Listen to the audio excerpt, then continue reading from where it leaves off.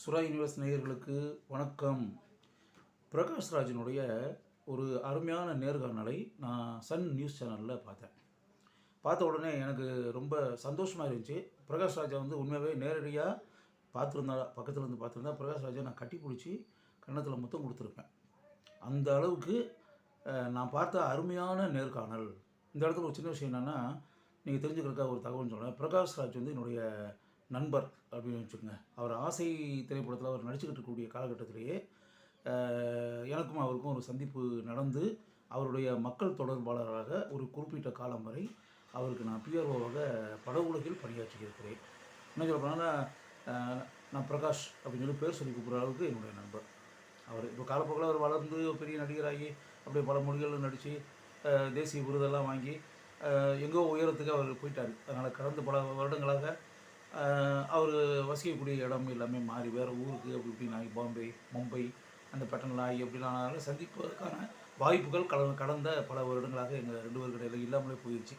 இருந்தால் கூட ஆரம்ப காலத்தில் அவர் வளர்ந்து வரக்கூடிய காலகட்டத்தில் அவருக்கு ஒரு குறிப்பிட்ட காலம் வரை பட உலகில் மக்கள் தொடர்பாளராக பணியாற்றி இருக்கிறேன் என்பதையும், அவருக்காக படங்களில் வந்து நான் வந்து பப்ளிசிட்டி இந்த விஷயங்கள் எல்லாமே தனிப்பட்ட முறையில் பர்சனல் பிஆர்ஓ அந்த முறையில் நான் பண்ணியிருக்கேன் அப்படி இப்படின்ற அந்த விஷயத்தெல்லாம் இப்போ அந்த நிமிஷத்தில் இந்த நேர்காணலை பார்க்கும்போது அப்படி மனசுக்குள்ளே நினச்சி பார்க்கும்போது பிரகாஷ் பக்கத்தில் இருந்தால் கூட நான் மனசுக்குள்ளே நினச்சி சந்தோஷப்படுறேன், பெருமைப்படுறேன். இப்படிப்பட்ட ஒரு அருமையான மனதில் படக்கூடிய எதையும் வந்து வெளிப்படையாக பேசக்கூடிய ஒரு நல்ல திறமை வாய்ந்த ஒரு நடிகர் நமக்கு நண்பராக கிடைத்திருக்கிறாரே அப்படின்ற மாதிரி மனசுக்குள்ளே நான் நினச்சி சந்தோஷப்படுறேன். அப்படின்னு ஒன்று என்னென்னா, மனசுக்குள்ளே இப்போ நம்ம திரைப்பட நடிகராக இருக்கட்டும், இல்லாட்டி வேறு எந்த துறையை சேர்ந்தவங்களாக இருக்கட்டும், யாராக இருந்தாலும் எல்லாருக்கும் வந்து அரசியல்லேருந்து எல்லா விஷயத்துலையுமே தனிப்பட்ட முறையில் ஒரு கருத்துன்றது நமக்கு ஒன்று இருக்கும்.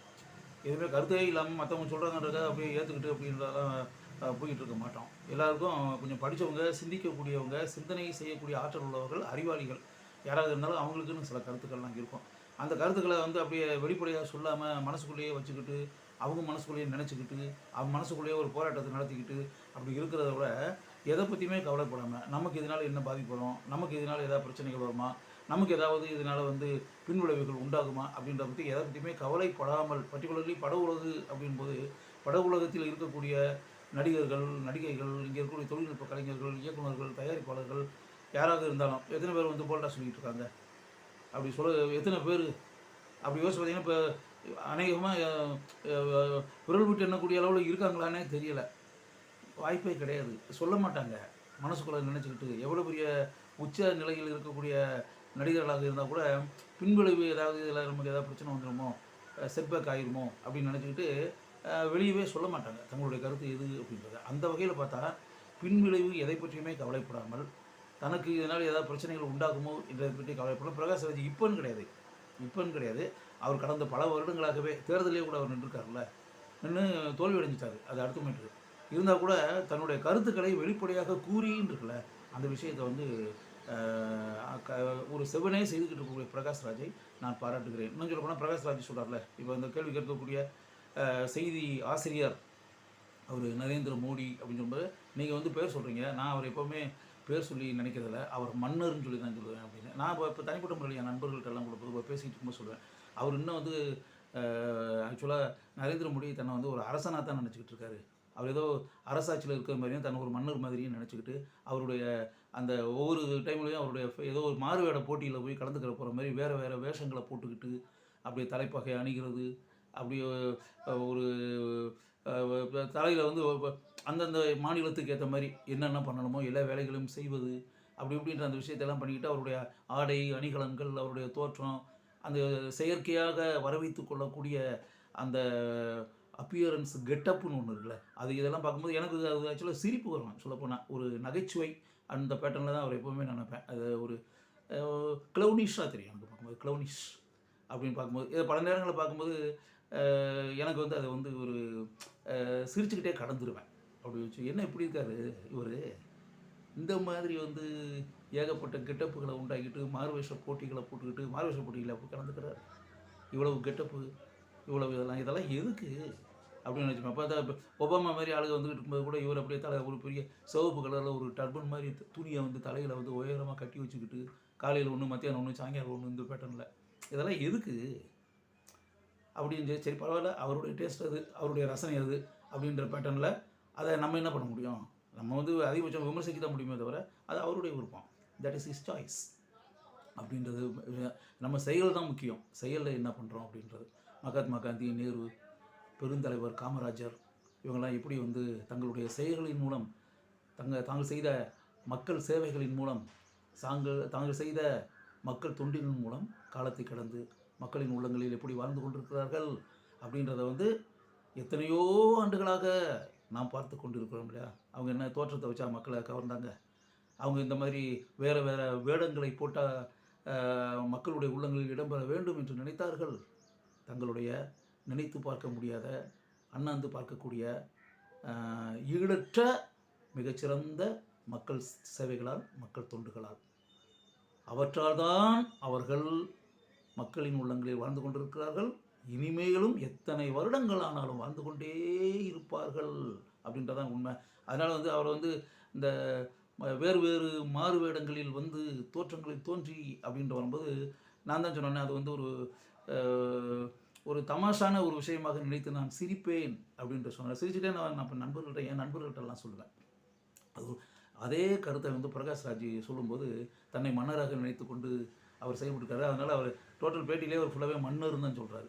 மன்னர் வந்தார், மன்னர் பேசினார், மன்னர் வந்து இப்படி போனார், வரும்போது ஒரு ட்ரெஸ்ஸை போட்டுக்கிட்டு உள்ளே போனார், 1 மணி நேரம் கழித்து வேறு ட்ரெஸ்ஸை போட்டுக்கிட்டு வந்தார், மறுபடியும் அந்த ஃபங்க்ஷன் முடிஞ்சோடனே போயிட்டு துணியை கழட்டி போட்டு வேறு ஒரு ட்ரெஸ்ஸை போட்டுக்கிட்டு இன்னொரு இடத்துக்கு போகிறதுனால அங்கே வேறு கெட்டப்பு, அந்த கெட்டப்பை போட்டுக்கிட்டு போனார். அந்த உடை அலங்கார நிபுணர், காஸ்டியூம் இன்சார்ஜ் அவர்கிட்ட வந்து பிரகாஷ்ராஜ் நான் பேசினேன்னுலாம் சொல்கிறாருல அப்படின்னு சொல்லிட்டு அதை வந்து நான் ரசித்து பார்த்தேன். பரவாயில்ல, நம்ம மனசுக்குள்ள என்ன நினச்சிக்கிட்டு இருக்கும்போது தான் அதாவது பிரகாஷ்ராஜ் நினச்சி இன்னும் சொல்ல போனால் பிரகாஷ்ராஜ் பேசின அந்த 1/2 மணி நேரத்தில் அவர் என்னென்ன பேசினார் அது எல்லாமே என்னுடைய கருத்தும் அதே தான். எல்லா விஷயங்களையுமே அவர் என்னென்ன கருத்து என்ன மாதிரியே அவர் சிந்திக்கிறாரு, இல்லை அவர் மாதிரியே நான் சிந்திக்கிறேன், எப்படி வேணாலும் எடுத்துக்கங்க. நான் எப்படி நரேந்திர மோடியை பற்றி என்னென்ன நினச்சிக்கிட்டு இருக்கணும், அவர் எப்படி பீப்புளுக்கு வந்து பெரிய அளவில் சொல்லிக்கிற அளவுக்கு எதுவுமே பண்ணாமல் அப்படியே புராணங்கள் இதிகாச கதாபாத்திரங்கள் பேரை சொல்லிக்கிட்டு அதை வச்சு ஓட்டு வாங்குறதுக்காக ட்ரை பண்ணிகிட்ருக்காரோ, மக்களுக்கு எதுவுமே பெரிய அளவில் கூறுவதைப் போல எதுவுமே செய்யாமல் புராண கதாபாத்திரங்களின் பெயரை சொல்லி ராமருடைய பெயரையோ, அனுமாருடைய பெயரையோ, கிருஷ்ணருடைய பெயரையோ சொல்லி இதை வைத்து ஓட்டுகள் வாங்குவதற்கு முயற்சி செய்து அப்படின்ற ஒரு காரியம்ன்ற ஒரு மேட்டர் இருக்குல்ல, அதை தான் பண்ணிக்கிட்டு கிடக்கிறாரு அப்படின்னு. இதனால் வந்து மக்களுக்கு என்ன பிரயோஜனம்? அதனால் அப்படின்ற மாதிரி நம்ம பொதுவாக எல்லாத்தையும் மனந்திறந்து நம்மளை வந்து என்னோடய நெருங்கிய நண்பர்களாக இருக்கட்டுங்க, ஏன்னா எல்லாத்தையுமே நான் மனசில் இருக்கக்கூடிய கருத்துக்களை அப்படி ஓப்பனாக சொல்லுவேன். நான் அப்படி வெளிப்படுத்தக்கூடிய கருத்துக்களை பிரகாஷ்ராஜ் வந்து அப்படியே சொல்லியிருந்தார் அப்படின்போது எனக்கு ஒரு வகையில் சந்தோஷமாக இருந்துச்சு. பரவாயில்லையே, பிரகாஷ்ராஜை நானும் ஒரே வேவ்லெங்த்தில் இருக்கோம் அப்படின்ற மாதிரி மனசுக்குள்ளே நாங்கள் நினச்சோம் அப்படின்னு சொல்லிட்டு இப்போ பொதுவாக அவருடைய கருத்துக்கள் எல்லாமே வந்து அவசியம் ஒரு தடவை இந்த ப்ரோக்ராம் வந்து பிரகாஷ்ராஜோட ஒரு ப்ரோக்ராம் வந்து இதுவரை நீங்கள் யாராவது பார்க்காம கேட்காம அப்படி இப்படின்னு எலெக்ஷன் வர்றது ஒரு பக்கம் இருக்கட்டும், எலெக்ஷன் வர்றது ஓட்டு போடுறது இதெல்லாம் ஒரு பக்கம், எலெக்ஷனை முடிஞ்சு போன பிறகு கூட சரி. ஏன்னா வந்து எப்போ வேணாலும் நீங்கள் அதை கேட்கலாம், அது ஒரு பெரிய மேட்ரு உண்டு, ஒரு மனிதனுடைய கருத்து தானே.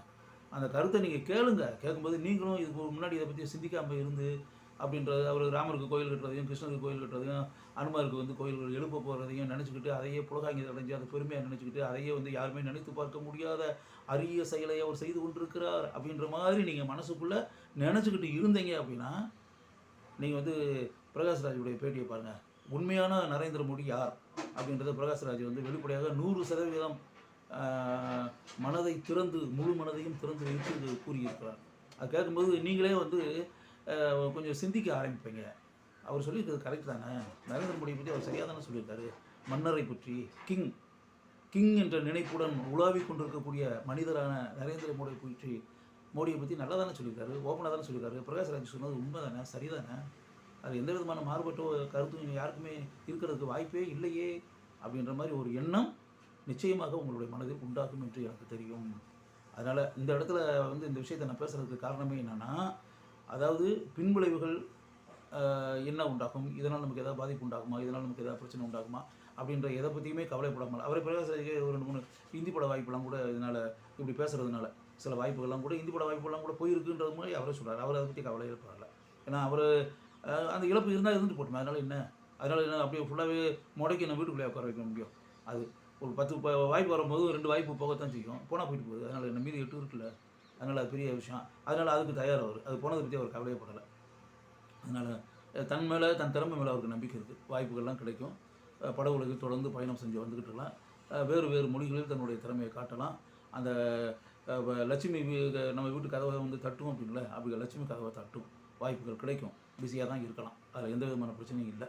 2 படம் வாய்ப்பு போனால் போயிட்டு போகுது அப்படின்ற அந்த அதுக்கெல்லாம் he is ready to face anything அப்படின்ற அந்த விஷயம் இருக்கு இல்லையா? அதனால் இப்போ இந்த விஷயத்தை நான் சொல்கிறது காரணம் என்னென்னா, இங்கே பிரபலமாக இருக்கக்கூடிய திரைப்பட நட்சத்திரங்கள் இருக்காங்களே, இந்தியாவினுடைய பல மொழிகளில் இவங்க எல்லாரும் திறந்து வாயை திறந்து இப்படிலாம் பேசி தொலைஞ்சிருந்தால் எவ்வளவோ மாற்றங்களை இந்தியாவில் நம்ம உண்டாக்கியிருக்கலாம். அந்த காலத்துலேருந்து இப்போ வர எவ்வளவோ மாறுதல்களை இந்தியாவிலும் தமிழகத்திலும் எல்லா ஊர்கள்லையுமே எல்லா மாநிலங்கள்லையும் நம்ம டோட்டலாக நாட்டிலேயே எல்லாம் வாயை மூடிக்கிட்டு எல்லாம் மௌனமாக ஊமைகள் பேட்டர்னில் யார் எல்லாருமே அறிவாளிகள்லேருந்து எழுத்தாளர்கள்லேருந்து கவிஞர்கள்லேருந்து எல்லோரும் தான் சொல்கிறேன். அறிவாளிகள்லேருந்து நிறைய புக்கை படிக்கிறான், பேப்பரை படிக்கிறான், தொலைக்காட்சியில் இருக்கக்கூடிய விஷயங்கள்லாம் டிபேட்டில் எல்லாம் கலந்துக்கிறாங்க.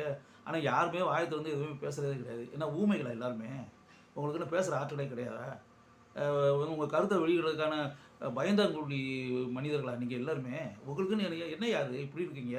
ஒரு சிங்கம் மாதிரி புலி மாதிரி ஒரு சீர வேண்டாமா? நாட்டில் வந்து அநியாயம் நடக்கும்போது, அட்ராசிட்டிஸ் நடக்கும்போது, மக்கள் விரோத சக்திகள் நம்ம மக்களுக்கு எதிராக செயல்படும்போது, மக்கள் பாதிக்கப்படக்கூடிய அளவிற்கு அரசாங்கம் செயல்படும்போது, அப்படின்போது நீங்கள் மாநில அரசாங்கமாக இருக்கட்டும், மத்திய அரசாங்கம் எந்த அரசாங்கமாக இருந்தால் நமக்கு என்ன இருக்குது? எந்த அரசாங்கமாக இருந்தாலும், எந்த அரசியல்வாதி மக்களுடைய நன்மைக்கு எதிராக செயல்படக்கூடிய யாராக இருந்தாலும், அது நரேந்திர மோடியாக இருந்தாலும் சரி, மு.க. ஸ்டாலினாக இருந்தாலும் சரி, யாராக இருந்தாலும் சரி, நீங்கள் வந்து அதெல்லாம் வாயை திறந்து பேச வேண்டாமா? பேசாமல் அப்படியே ஒன்றுமே இல்லாமல் இருக்கீங்க. ஊமை மாதிரி உங்களுக்கு பேசுகிற ஆற்றலே இல்லாத மாதிரி பேசுகிற ஆற்றலே கிடையாது உங்களுக்கு. ஏன்னா எழுதுறத வெறும் கவிதை மட்டும் எழுதிக்கிட்டு இருப்பீங்களா? கவிதை, சிறுகதை, இதனால் என்ன பிரயோஜனம்?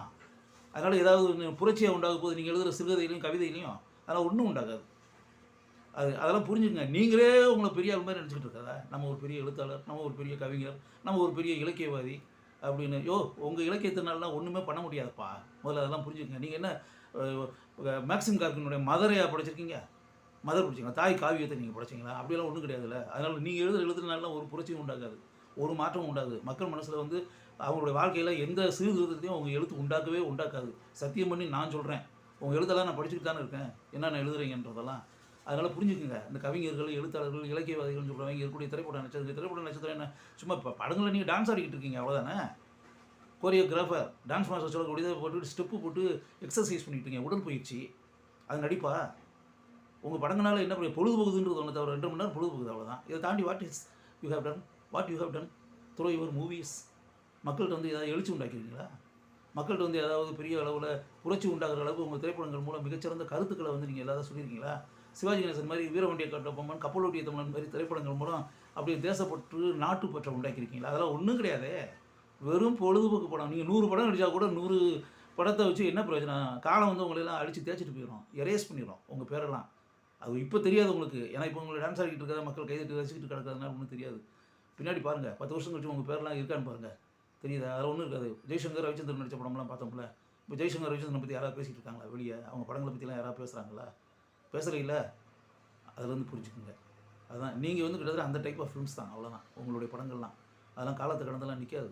அதெல்லாம் அப்படி இருக்கக்கூடிய ஒரு இதில் வந்து உன்னதமான பொசிஷனில் இருக்கக்கூடிய நீங்கள் பிரகாஷ்ராஜ் இருக்கக்கூடிய அந்த இது இருக்குல்ல, துணிச்சல் இருக்குல்ல, தைரிய குணம் இல்லை, அதெல்லாம் உங்களுக்கு ஏன்ப்பா இல்லாமல் இருக்கீங்க? இப்போ பிரகாஷ்ராஜ்கிட்ட வந்து சாதாரணமாக சரத்குமாரும் ராதிகாவும் அந்த கட்சியில் போய் பிஜேபி கட்சியில் போய் ஜாயின் பண்ணால் எவ்வளோ சாதாரணமாக சொல்லுவார். தமிழ்நாட்டில் கூடிய பிரபல அந்த சினிமா நடிகரும் அவர் பொண்டாட்டியும் போய் அந்த கட்சியில் போய் ஜாயின் பண்ணியிருக்காங்க.